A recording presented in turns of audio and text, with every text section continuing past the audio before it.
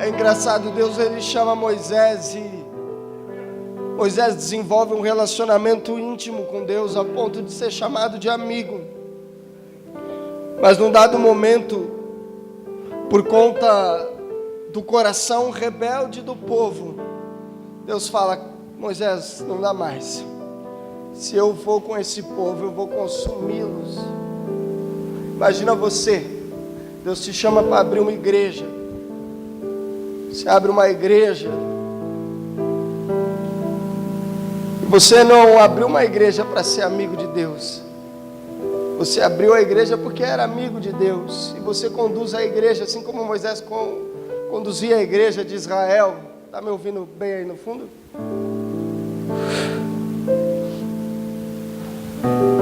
Eles estão ouvindo bem. Hoje é meu dia de bater em você.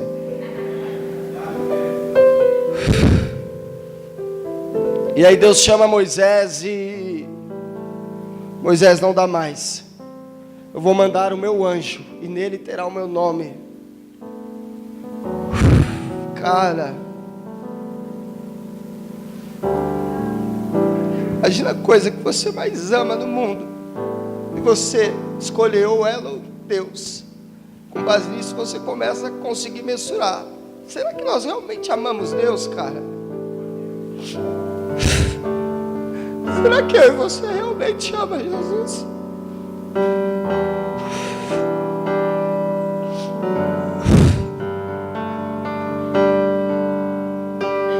Como o seu coração se posicionaria diante da ideia da presença de Deus ao te acompanhar mais?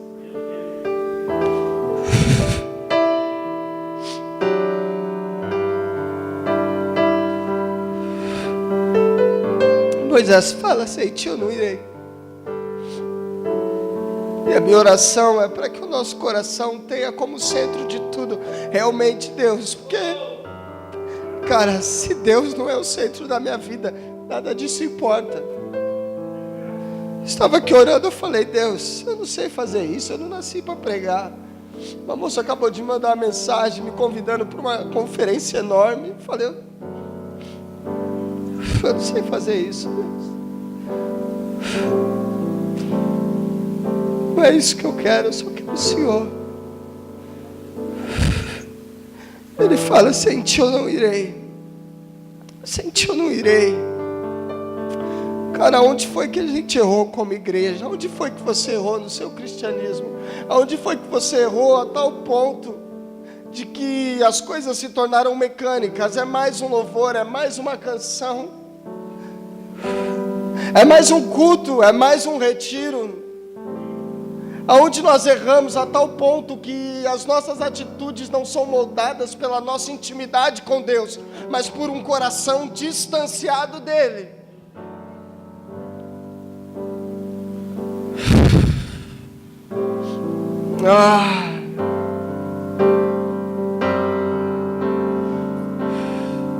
Sem ti não irei, sem ti não irei, não me deixe sair da tua presença. Sem ti não irei, sem ti não irei, não me deixe sair da tua presença. Sem ti não irei, sem ti não irei, não me deixe sair da tua presença. Sem ti não irei, sem ti não irei, não me deixe sair da tua presença.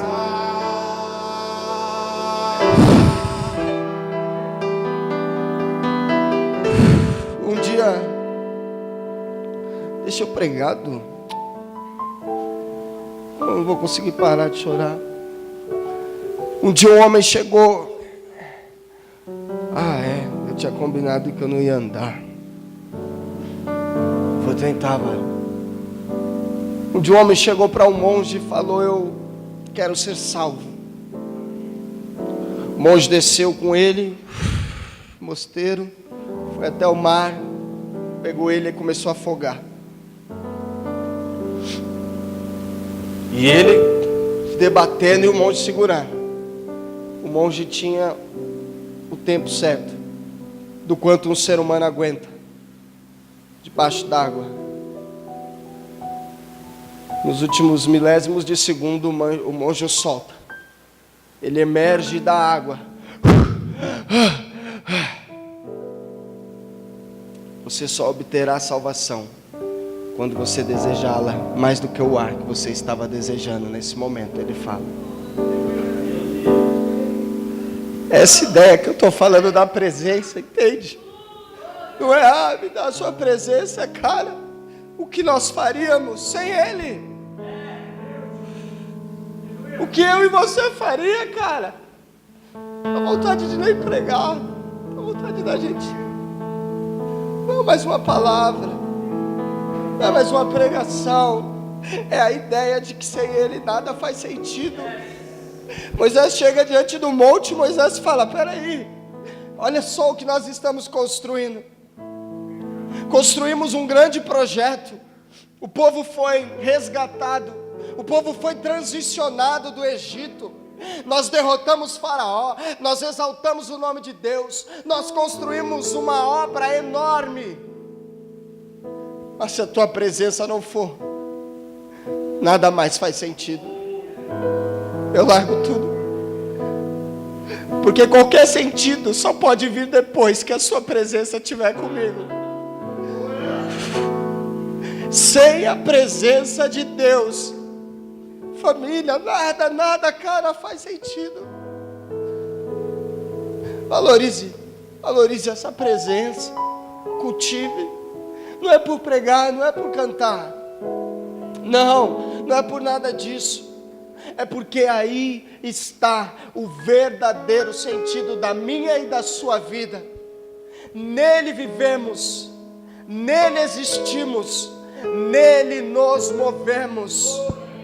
Paulo fala: pelo que considerei tudo como refúgio, ou seja, esterco, para que eu somente o tenha. Paulo está falando tudo foi considerado como esterco, para que eu o tenha, o meu bem mais valioso. Existe uma parábola que fala: um homem detentor de algum dinheiro, só estou mudando a linguagem, encontrou, além de tudo o que possuía, uma pérola mais preciosa do que todas. Sabe o que esse homem fez? Vendeu tudo o que tinha. Essa pérola preciosa é o reino de Deus, é Jesus na minha e na sua vida. É nesse lugar que Deus quer nos levar, a esse lugar nele, até onde só Ele importará na minha e na sua vida. Nós estamos falando: Deus me dá conhecimento da palavra, Deus me dá unção, Deus me dá graça, me dá sabedoria, me dá discernimento. Mas tudo isso, me dá um emprego, eu quero passar na faculdade, qualquer coisa que o seu coração deseja ou anseia. Mas tudo isso só faz sentido se Ele estiver comigo. Se Ele não estiver comigo, nada faz sentido, nada. Não estou pregando ainda, eu só estou compartilhando a crise de um coração que sempre está ponderando se continua no caminho que Ele me posicionou. Aleluia. Vamos tentar alterar hoje, alternar sobre o pão e o vinho. Eu gosto de vinho você chapa, mas você não pode esquecer do pão, porque o pão te dá força para você conseguir ter sobriedade aonde o vinho vai te levar. Não adianta você só beber vinho e não ter força, não ter nutriente necessário para que você entenda a realidade da onde o vinho está te levando. Você precisa do pão, você precisa da palavra também. Aleluia. Quando eu leio o texto do retiro, a primeira pergunta que vem na minha mente é: cara, quem é realmente semelhante a Jesus? Isso para mim é uma pergunta de alta complexidade. Quem é realmente semelhante a Jesus? Eu pretendo responder, ou pelo menos tentar responder, ao longo da ministração. Nós vivemos um mundo tecnológico, competitivo, consumista. A identidade das pessoas tem se tornado cada vez mais confusa e exigente. Ao lado das inúmeras exigências e expectativas sociais, cada vez mais cresce a busca por afirmação.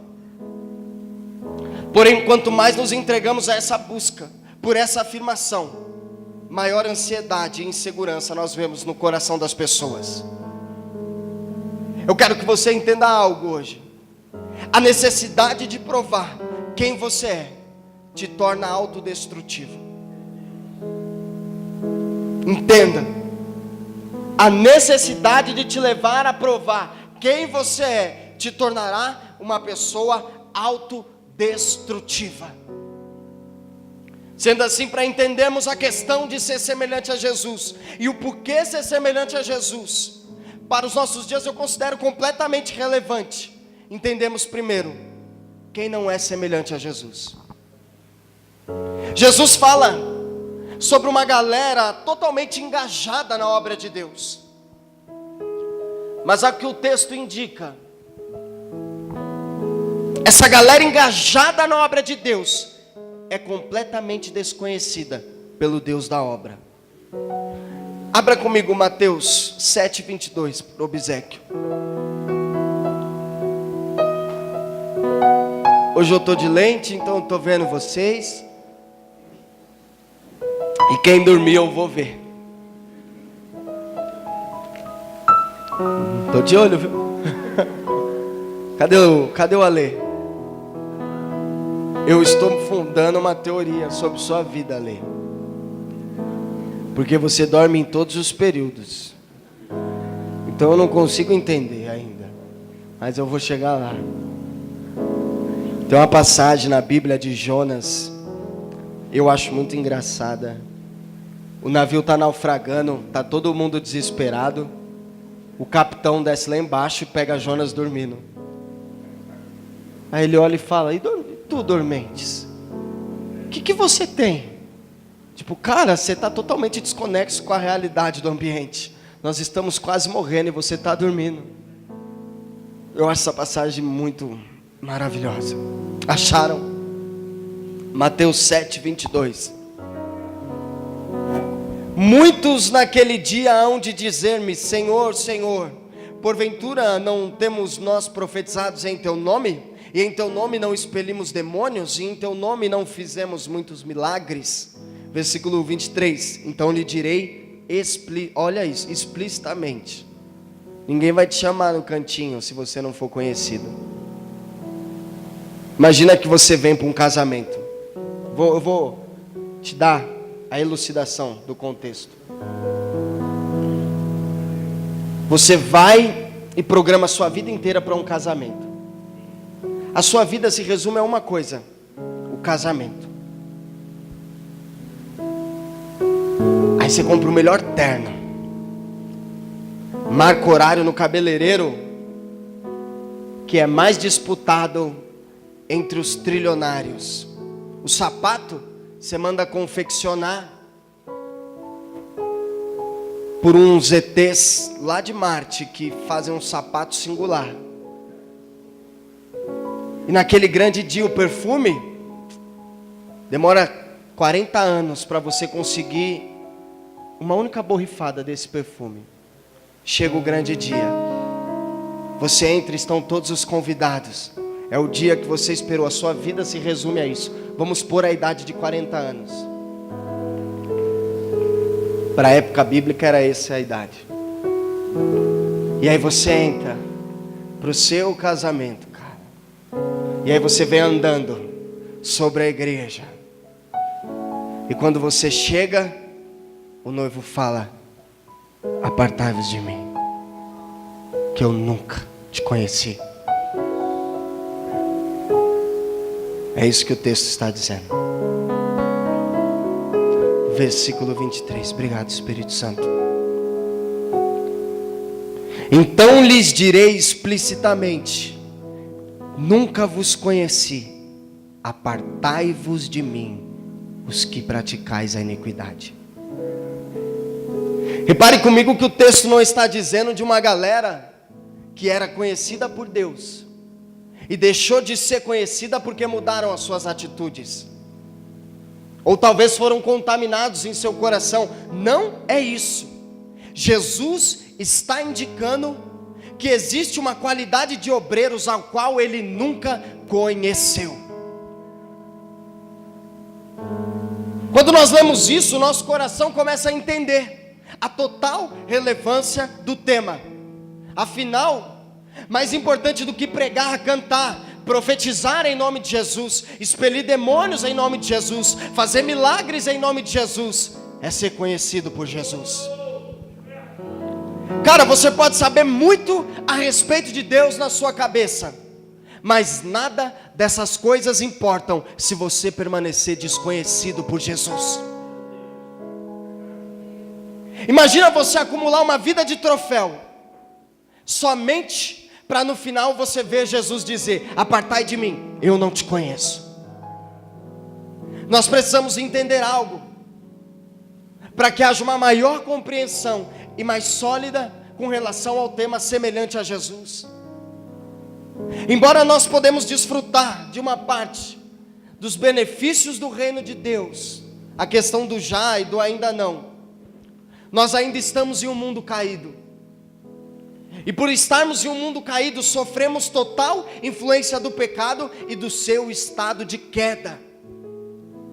Aí você vai perguntar: e o que isso engloba? Isso engloba que eu e você somos maus, moralmente corruptos e inclinados a tudo o que é contrário à vontade de Deus. Vira para a pessoa do seu lado e fala: é bonitinho, você não é um cara bom.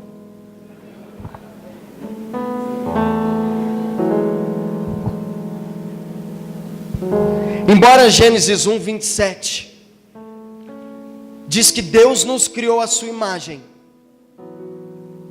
essa imagem ela foi deturpada, e eu preciso que você entenda isso. Deus te criou a imagem dele, criou, mas essa imagem foi deturpada pelo pecado. O pecado deforma e deturpa tudo do seu propósito original. Deus cria algo para um propósito, mas o pecado vem e deturpa.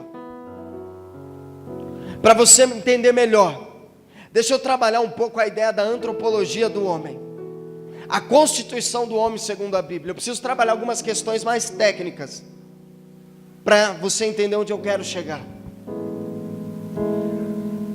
Embora eu fosse falar 3 semanas sobre esse tema, eu só quero trazer uma síntese para você entender uma realidade mais profunda. Redobre a sua atenção nesse momento. Eu quero usar 4 palavras para descrever o homem segundo a Bíblia. A primeira palavra é alma. Eu e você não temos uma alma, eu e você somos uma alma. A palavra hebraica traduzida por alma é nefesh. E a Bíblia ela se comunica e ela ensina por imagem, por figura. E um dos sentidos dessa palavra é garganta. E garganta dá a ideia de fome. Quando você está com fome, nós brasileiros fazemos o quê?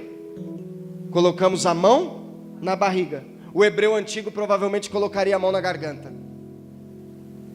Então quando nós estamos falando que eu e você somos alma, nós não estamos dizendo que eu e você somos fome. Nós temos fome, nós estamos dizendo que eu e você somos fome. Fomos criados como seres famintos pela presença de Deus. Quando eu falo que você é uma alma, eu estou dizendo, você é alguém que na sua essência é fome, não tem. Você é fome de Deus. Agora, a questão da alma, eu não tenho fome, é quem eu sou. Eu e você somos fome de Deus. Entendeu, alma? Coração, segundo aspecto. Coração é a centralidade de toda a minha vida e de toda a sua vida. Quer você tome decisões consciente ou inconsciente, todas as decisões vêm do seu coração. Eu gosto de uma explicação que o Enes Tonini deu em um livro, onde ele fala que no coração do homem existe um trono e uma cruz. Se Jesus está na cruz do seu coração, é porque você está no trono. Se você está na cruz, é porque Jesus está no trono e Ele governa a sua vida. A minha alma é fome.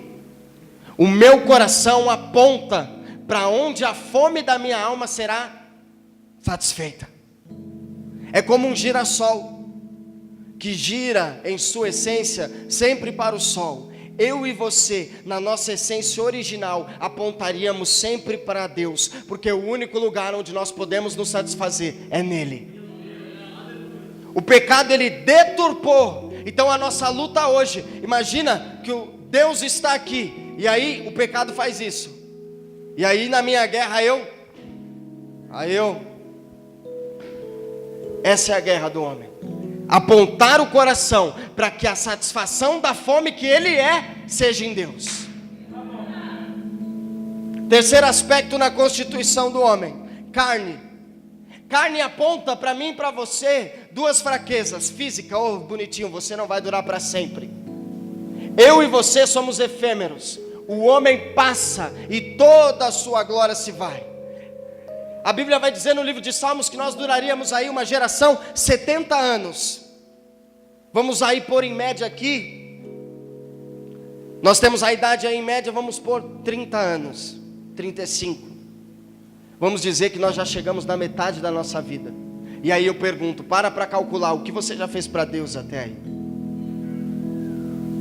O segundo aspecto da carne não é só a fraqueza física, ou seja, eu como um ser efêmero, mas o segundo aspecto é uma fraqueza moral. Eu e você, por conta da deturpação do pecado, somos inclinados a tudo aquilo que é contrário à vontade de Deus. Então quando eu olho para a carne é sempre um aspecto negativo, mas como a carne me dá um aspecto positivo? A consciência da minha efemeridade e da minha fraqueza carnal me torna totalmente dependente dele. Quarto aspecto, espírito. Espírito é a parte de Deus que nos legitima a vivermos e soprou sobre ele Ruach, o Espírito da vida. Então, quer você creia em Deus ou não, você só está vivo porque Deus te deu uma parte dele para que você seja legitimado a viver. Eu e você respiramos porque eu e você temos algo da parte de Deus. É por isso que a Bíblia diz que o corpo morre e o espírito volta para Deus. É como uma bexiga, fura a bexiga, o ar, e a constituição da matéria da bexiga cai. É isso que significa. Amém? Com base nisso você consegue entender agora que há uma luta enorme entre o que você se tornou pela deturpação do pecado e o que você está se tornando ou voltando a ser pela restauração em Deus. Qual que é a luta?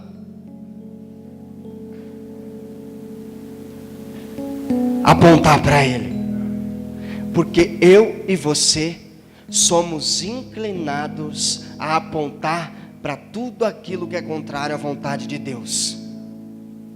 Essa luta é traduzida nas próprias palavras do apóstolo Paulo. Romanos 7,19 diz: porque não faço, portanto, o bem que eu quero, mas o mal que eu não quero, esse eu faço. Paulo está falando, a minha inclinação é sempre destinada a fazer aquilo que eu não quero.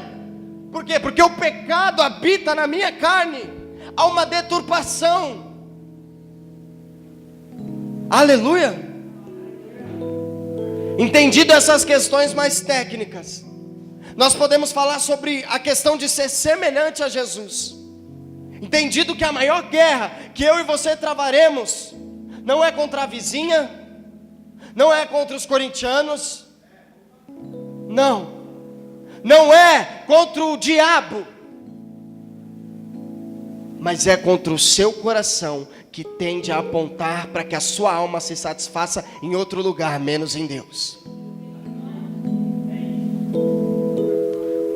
Um judeu disse, um homem sábio, um homem que aprende com todos, um homem forte, um homem que luta contra as suas inclinações, um homem que faz guerra. Nós temos o problema de terceirizar tudo o que acontece na nossa vida, quando na realidade nós deveríamos entender que eu e você somos os nossos piores inimigos.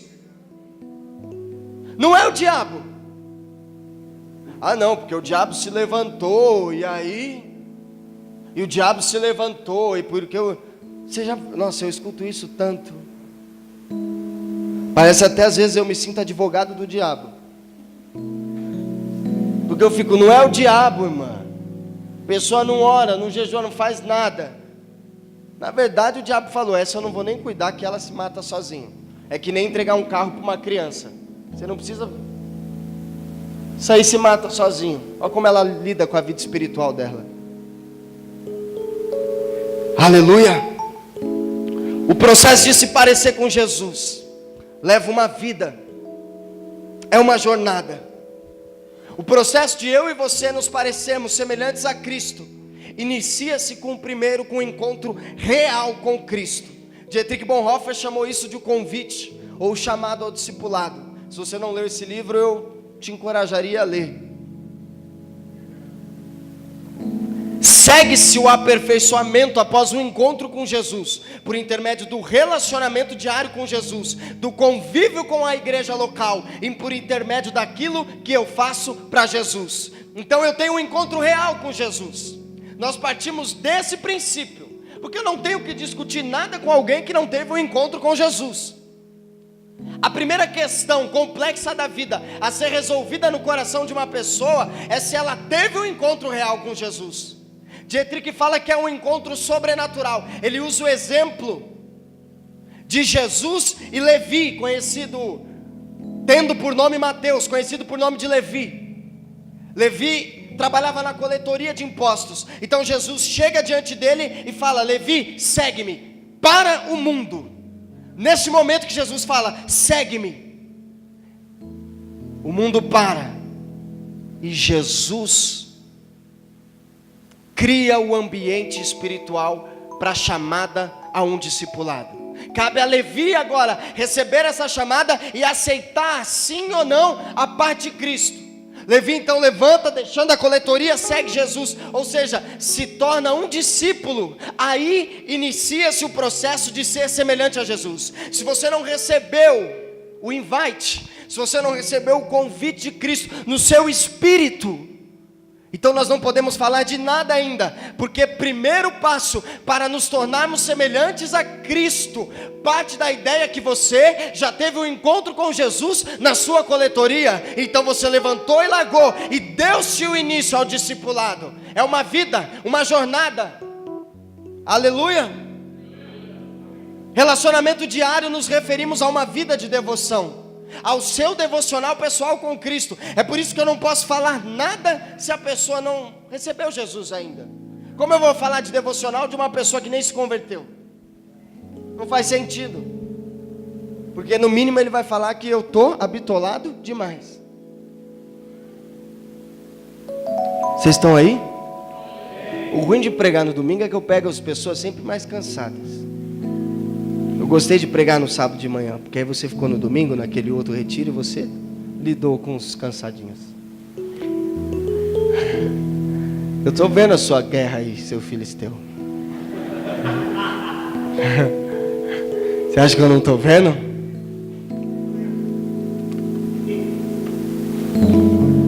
Convívio com a igreja, devocional, primeiro passo. Você não adianta terceirizar. O chamado ao discipulado não é para o pastor da igreja local te transformar em um discípulo com Jesus, onde você não precisa fazer nada. Tem gente que acha que o chamado ao discipulado é assim. Vamos usar um exemplo para você acordar. Você que está estiloso, varão, senta aqui.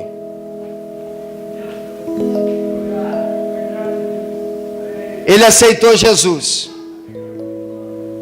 ou pelo menos ele acha que aceitou.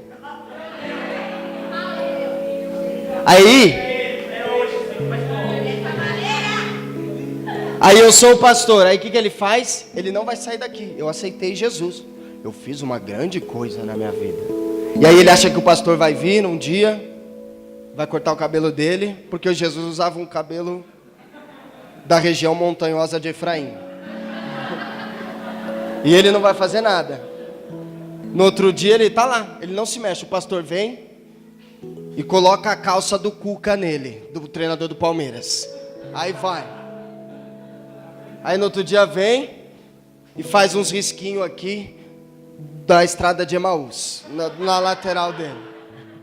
E aí vai. E no outro dia vem e coloca uma pulseira nele, falando que ele vai ter que trabalhar no retiro. E aí, do nada, ele vai levantar, pronto, estou parecido com Jesus. É assim que a gente se posiciona. Obrigado, varão. É assim que a gente se posiciona. Eu vou te explicar. Calma aí, daqui a pouco você bate palma. A gente acha porque nós aceitamos Jesus, nós vamos sentar e o pastor vai vir e vai nos maquiar para que cada dia mais a gente pareça com Jesus, sem precisar levantar um dedo de esforço. Isso é mentira. A chamada ao discipulado, dar-se início a uma guerra, é eu lutando comigo mesmo e com a minha natureza pecaminosa, para que a cada dia mais eu me pareça com Jesus. Convívio com a igreja. Devocional nós falamos, convívio com a igreja, ou seja, com o corpo de Cristo, porque não existe espiritualidade, ou seja, vida fora do corpo, fora de um relacionamento com Cristo. Se eu dei início a um processo do discipulado, de me tornar semelhante a Jesus, então eu tenho um devocional diário com Cristo, eu tenho uma vida de intimidade, porque eu entro lá, é igual Jacó, no Val de Jaboque. Jacó está vindo, passa todo mundo, vem o anjo. É guerra, my friend. Esse negócio de, aceite Jesus, não vai custar nada, é mentira. Ou você vai falar que passa uma mulher, eita lasqueira. Você acha que eu não sei? Eu já tive essa idade quando eu tinha saúde. Hoje eu nem viro o pescoço rápido, eu nem preciso, porque senão já dá a tua escola aqui, eu já paro aqui. É guerra, por quê? Para que eu me torne cada vez mais parecido com Jesus. Jacó tinha como identidade a ideia de usurpador, suplantador. Isso roubava o mérito daquilo que ele estava se tornando, um grande pai, um grande pastor, um grande patriarca. Então o anjo vem, e aí é o quê? Eu vou sentar aqui, e aí você vai lá, na rua direita do céu, e busca a maquiagem. Não! É porrada, e tiro, e bomba, e fere aqui, e aí se esconde debaixo do barro, e quando o anjo acha que ele vai estar andando embora, e pá, sai fora, Miguel, e aí vem, e o couro come, nego. Aí o anjo pega e fala, cara, tá amanhecendo, meu, esse cara não desiste, esse cara não desiste. O que você quer que eu te faça?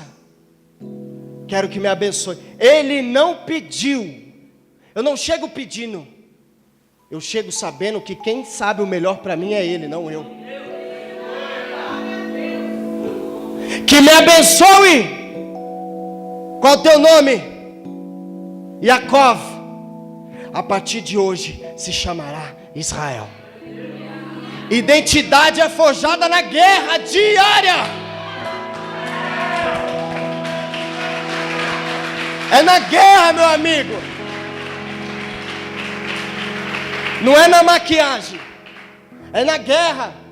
Quando a minha inclinação tende a querer apontar para um monte de coisa, e eu sem lente fico, cadê Jesus? Cadê Jesus? E aponto para Ele. E aí Deus me dá graça para que isso ocorra na minha vida. E eu quero gastar mais tempo falando a terceira questão da jornada do discipulado, sobre aquilo que eu faço para Jesus. Porque eu parto da ideia que você já teve um encontro com Cristo, que você já saiu da coletoria, e que você sabe, embora não pratique, que você precisa ter um devocional diário com Jesus. Então eu quero frisar a maior parte naquilo que eu faço para Cristo. Pois o maior risco que nós podemos ter, de acordo com a passagem que nós lemos em Mateus, é nós fazermos para Ele, sem sermos conhecidos dEle. Esse é o maior risco. 2 Coríntios 3,18 diz, abre aí, bom que eu respiro um pouco, vejo se o Du está bem, está bem? É que estrogonofe dá azia nele, então eu preciso ver se ele está bem. Tua presença me atrai. Pois eu te dou aula, não precisa ficar com inveja, só porque eu sei cantar. 2 Coríntios 3,18.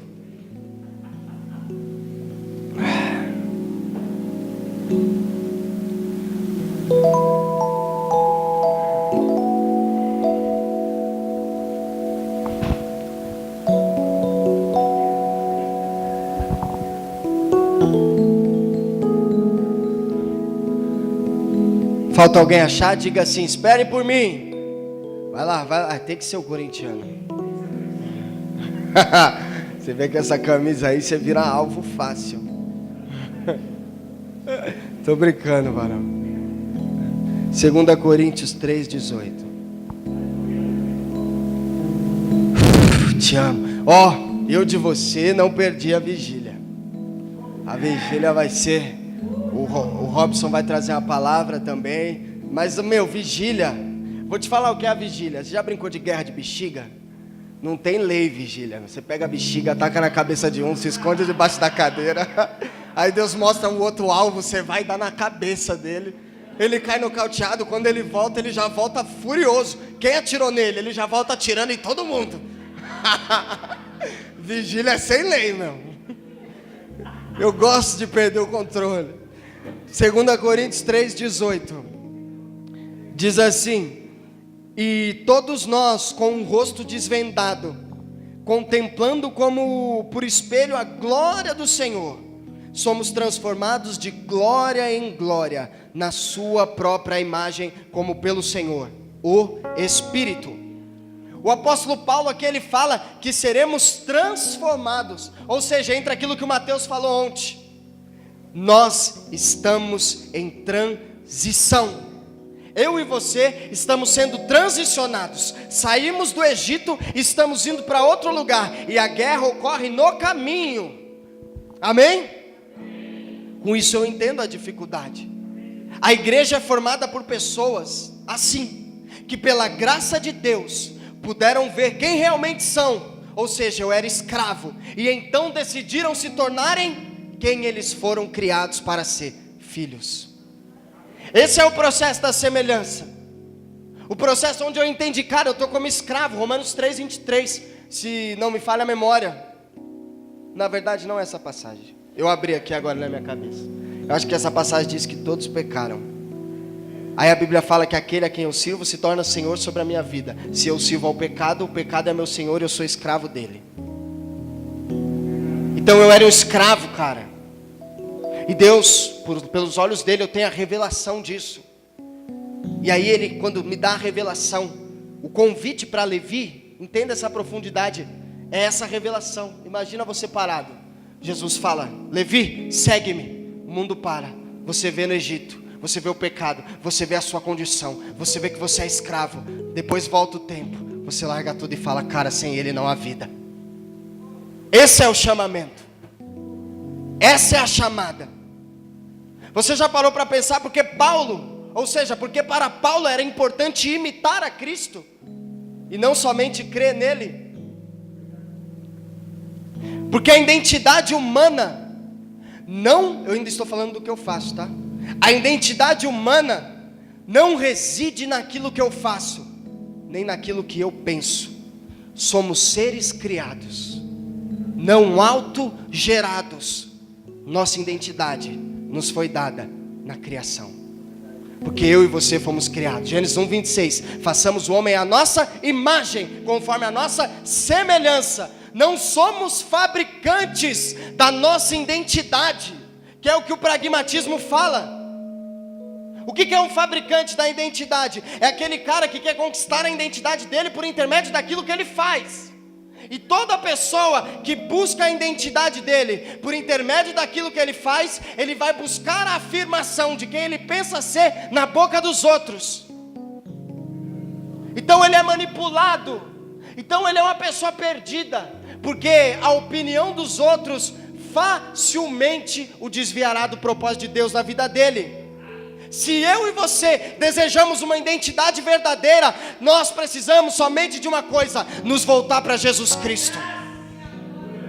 A nossa identidade não reside na nossa autoconsciência, mas na consciência que temos do outro.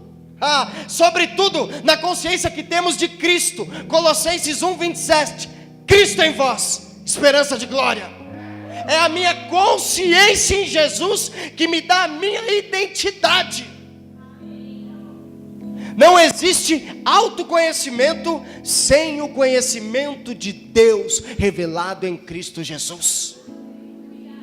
Eu quero compartilhar uma heresia minha. Por que Deus é revelado em Cristo? Você já parou para pensar? João 4 diz que Deus é Espírito. Então o Espírito não tem essa matéria corpórea. E aí nós temos uma série de atributos de Deus revelado pelas Escrituras. As Escrituras me apresentam Deus. Agora imagina, eu pego uma foto do Mateus. Você conhece o Mateus porque você tem um livro de todos os atributos do Mateus. E quando você olha a foto, você entende pelo Espírito que esse é o Mateus. Esse é Jesus, a imagem visível do Deus invisível. Então a minha identidade está na revelação de Deus por intermédio de Jesus. Aí está o segredo, porque você tem uma mente racionalista, não racional. Você entra na escola. Tudo bom, Grazi?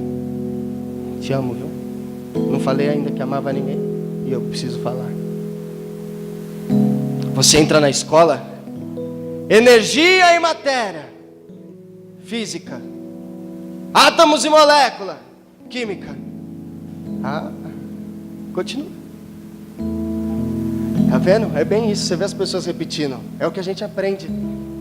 Moléculas, alta complexidade e organismos. Biologia. Desenvolvimento, ser humano, cultura, história. Aí você chega na igreja, Jesus morreu por você. Tá bom, mais uma matéria na minha cabeça. Não é isso. É tipo,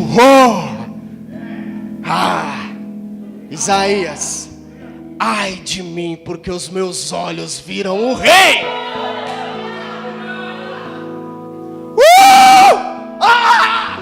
Eu não consigo ser evangélico. Eu gosto de ser cachaceiro. Meu Deus. É aquela ideia, queridinho, de que, é igual eu falo, quando o mundo para e você fala, Deus, cara, olha Deus aqui comigo. E quando eu vejo Deus, eu sou tomado de uma responsabilidade. Porque com Deus, você quer uma prova de que você realmente viu Deus? Eu vou te dar. Quando você viu Deus, não existe essa ideia. Vou pensar depois, o que eu vou fazer? Sabe qual que é a prova? Quando você vê Deus, ou é seguir, ou é voltar para trás. A decisão é na hora, não tem depois. Por isso que eu sou contra esses chamadinhos. Apaga a luz, música triste, Dudu. E aí vai, aceite Jesus. E aí todo mundo, igual o comercial da Becel, os anjos atrás. E aí vem a pessoa e aceita Jesus. Não. A revelação do Cordeiro me dá um temor tremendo. E eu só posso fazer uma coisa: ou eu largo tudo e o sigo, ou eu largo ele e volto para tudo, que na verdade não é nada. Foi isso que aconteceu com o jovem rico. Senhor, tenho visto todos os mandamentos, tudinho. Aí Jesus olha o coração dele e vê onde o coração dele está fundamentado. Vende tudo e siga-me. E recuou, porque era dono de muitas propriedades. Quando eu realmente tenho um encontro com Deus, a decisão é na hora. Aleluia. Voltando ao tema de quem somos, eu vou correr que ainda tem uma peça. Voltando ao tema de quem somos e quem estamos nos tornando. O nosso coração, pela deturpação do pecado, tende a inclinar para qualquer outra direção que não seja em Deus. E isso você precisa entender. A sua guerra é essa, cara. A sua guerra não é outra, a não ser fazer com que a fome que você é, seja apontada para Deus. E o que aponta é o coração. Eu posso ter um carro a gasolina e colocar álcool, porque tem gente que acha, porque está tudo indo bem, está tudo certinho, ele vai dar a salvação em Deus. Não. Eu posso pegar um carro a gasolina e pôr álcool. Ele anda? Anda, mas um dia o motor vai fundir, porque eu não estou andando da forma que ele foi criado para ser andado. Você pode preencher a sua alma, que é fome, com um monte de gorduras e guloseimas que aparentemente te dão saciedade. Mas Provérbios diz: há caminhos que aos nossos olhos parecem bons, mas o fim dele é de morte. Só há um lugar onde a fome que eu e você somos pode ser realmente saciada, porque o tamanho dela só pode ser preenchido pelo Deus Todo-Poderoso. Quando eu entendo isso, eu sei que grande parte das vezes, quando eu entendo que o meu coração é inclinado errado, eu sei que grande parte das vezes vou ser tentado a fazer aquilo que realmente eu não quero fazer, pois isso é fruto da natureza caída do homem, que foi deturpado pelo pecado, ou seja, a perca da identidade de filho. Vou te dar um exemplo. Se eu sei que eu sou propenso a fazer o que eu não quero fazer, a minha inclinação é fazer aquilo contrário ao que Deus quer que eu faça. Se eu entendo isso no meu espírito, partindo sempre do pressuposto que você aceitou o chamamento de Cristo, porque senão não faz sentido. Ninguém que não recebeu Jesus vai querer fazer guerra. Então, por exemplo, eu sofri muito no começo do meu pastoreado, porque eu queria discipular quem não aceitou Jesus. Até que eu li um dia um texto de um pastor e ele diz: discipular quem não aceitou Jesus vai nos matar espiritualmente, porque é igual ensinar um peixe a voar. Então o que nós estamos fazendo aqui é partindo do pressuposto que você decidiu por Cristo, e por você ter decidido por Cristo, então você está disposto a fazer guerra. E se eu entendo que eu sou propenso a fazer o que eu não quero fazer, então eu faço essa tremenda guerra para justamente fazer aquilo que deve ser feito. A minha guerra está em fazer aquilo que deve, não aquilo que eu quero, porque grande parte das vezes aquilo que eu quero é contrário àquilo que deve ser feito. Aí eu vejo um miserável, filisteu, incircunciso, cananeu, amorreu, jebuseu, egípcio, babilônico, filho de Nimrod. Ah, pastor, eu não fui no culto hoje porque eu não estava com vontade. Aí o mundo para. Aí eu procuro o revólver. Miserável, eu mato esse cara hoje. Eu mato. Aí eu lembro que eu sou pastor, não terrorista. Aí eu paro, despauso o mundo e falo: querido, amém. Jura que você não estava com vontade, querido? É claro que a maioria das vezes você não vai ter vontade de orar, você não vai ter vontade de ler Bíblia, você não vai ter vontade de nada, porque o bem que eu quero fazer eu não faço, mas o mal que eu não quero fazer eu acabo fazendo. E ele fala o quê? É uma guerra. Por isso que o reino de Deus, nós não estamos fundando uma creche de pessoas mimadas, vazias e sem perseverança. Nós estamos fundando um exército. É pessoa que faz guerra, neguinho. Não é esse negócio aí, não me deu paz do Senhor. Cara, está brincando que Jesus morreu por você e você desistiu da chamada porque ninguém te deu um abraço.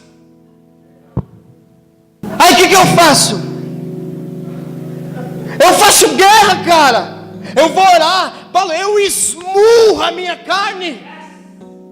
Por isso que o jejum não é um acessório para você se enquadrar no estereótipo do crente moderno. O jejum é onde você vai esmurrar a sua carne até que Cristo seja forjado em você.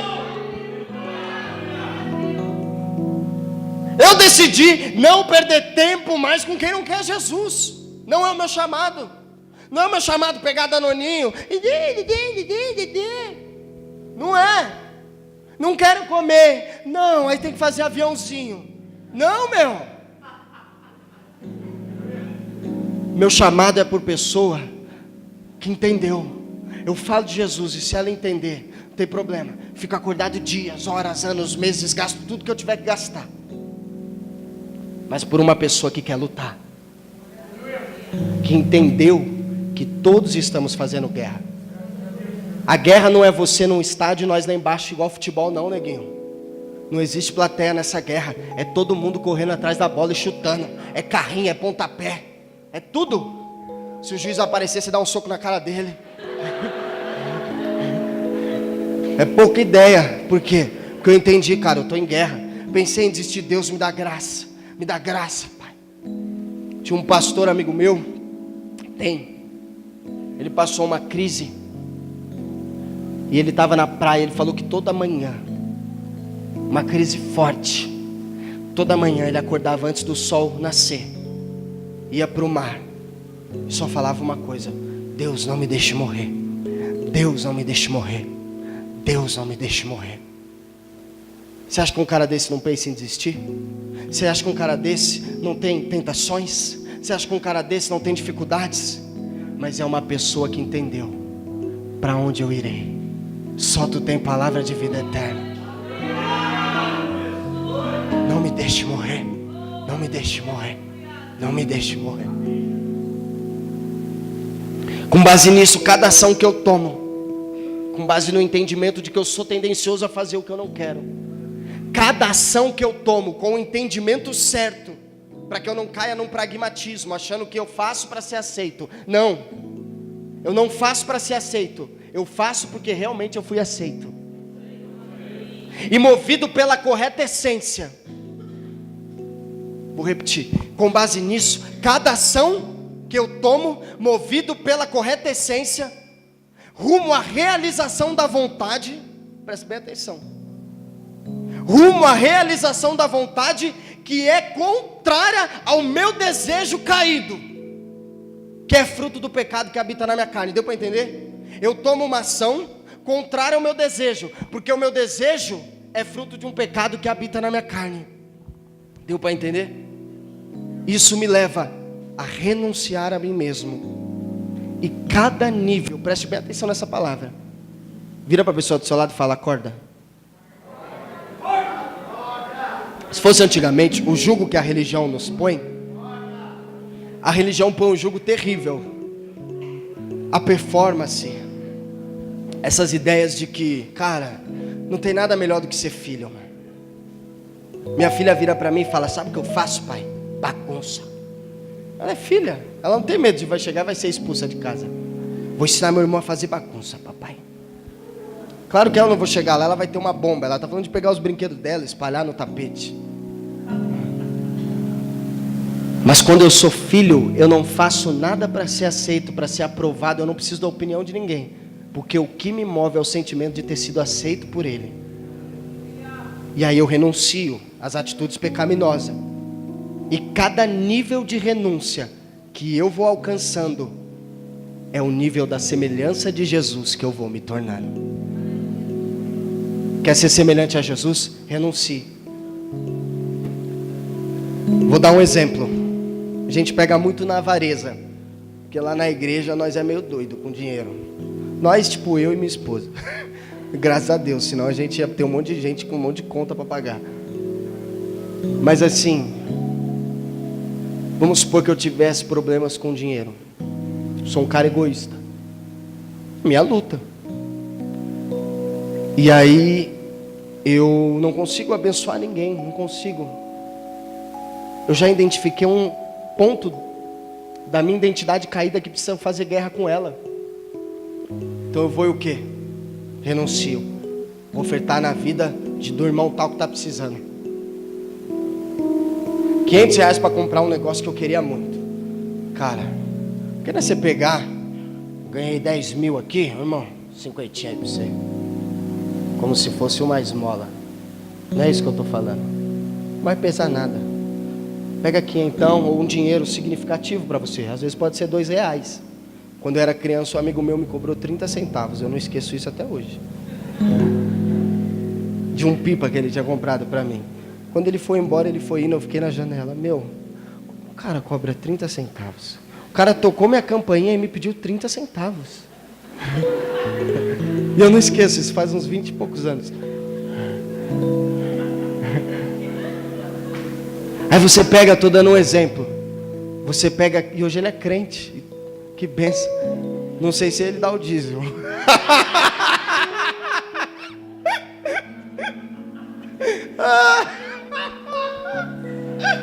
Cara, servir Deus é muito bom, mano. Você chora e ri no mesmo culto. E no fim você termina querendo morrer. E aí você pega aqui então. E aí você vai, irmão. Toma. Ah, muito obrigado. Obrigado nada. Vai embora, que antes que eu tome de volta. É guerra. Isso que eu estou falando. Se você é o homem de maior detenção de libido na terra, você tem problemas sexuais, faça guerra contra isso. E não queira achar pessoas que satisfaçam uma deturpação do pecado na sua vida. Fica parecendo aqueles cachorros que ficam grudando na perna dos outros.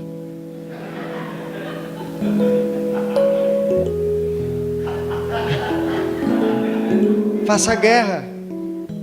Tem uma mente poluída, olha para as pessoas, só consegue pensar besteira. Começa a identificar, cara.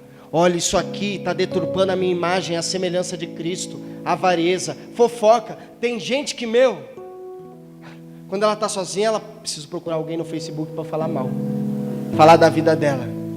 Tem gente que o hobby, a formação acadêmica da pessoa é a detração, é a falácia, é a verbalização da vida alheia. Se você sabe isso, não se conforme com quem você é. O reino de Deus é um reino formado de pessoas inconformadas. A maré não parou, neguinho. Nós estamos todo mundo em alto mar. Tira a água do barco.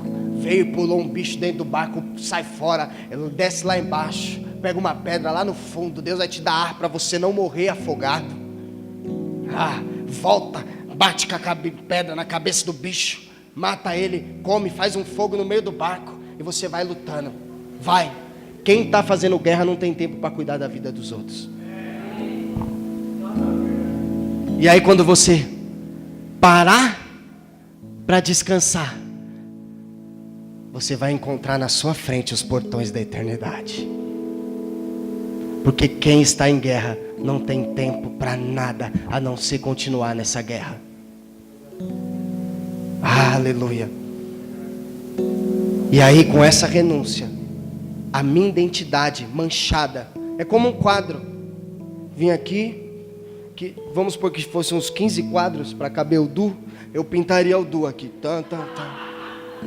Aí chegasse alguém aqui e jogasse um monte de tinta, e eu vou identificando. Primeiro a gente precisa tirar o vermelho. Aí eu vou estudar como eu tiro o vermelho, porque o vermelho tem uma pigmentação diferenciada e eu preciso trabalhar com um produto específico. E aí de uma maneira bem devagarinho eu vou tirando. Então as pessoas passam falando dos outros, eu continuo no meu propósito de vida, a restauração da minha imagem, a semelhança de Cristo Jesus. Te amo, Jesus. Te amo. Se parecer com Jesus, meu amigo, não é o seu destino, não é o seu futuro, é a sua origem. O pecado te roubou. Nós estamos voltando para onde nós nunca deveríamos ter saído. Nós estamos voltando, negão. Não é uma ideia de não é minha origem, é quem eu fui criado para ser. Filho amado por Jesus Cristo. Filho amado que se deleita, que tem prazer no Pai. A sua identidade não está na cultura da época, e nem é conquistada pela sua profissão ou seu status social. A identidade é algo que nos foi dado. Quando você nasce, você recebe o quê? Nome, sobrenome, família, lugar para crescer. se sente seguro e amado, ou seja, você sabe quem você é. O pecado que causou a ruptura com a sua origem, o pecado deu uma ruptura da onde você foi criado e gerado, em Deus. Isso te leva a pensar que a sua identidade é algo a ser conquistado. Por rompermos com Deus, nós perdemos a consciência de filho. Você entende isso? A ruptura causada pelo pecado fez com que eu e você perdêssemos a nossa consciência de sermos filhos de Deus. É como uma pessoa que perdeu a memória. Você já viu um filme? Tem um filme. O cara bate o carro e a mulher perde toda a memória. E eles eram casados. Qual é o nome?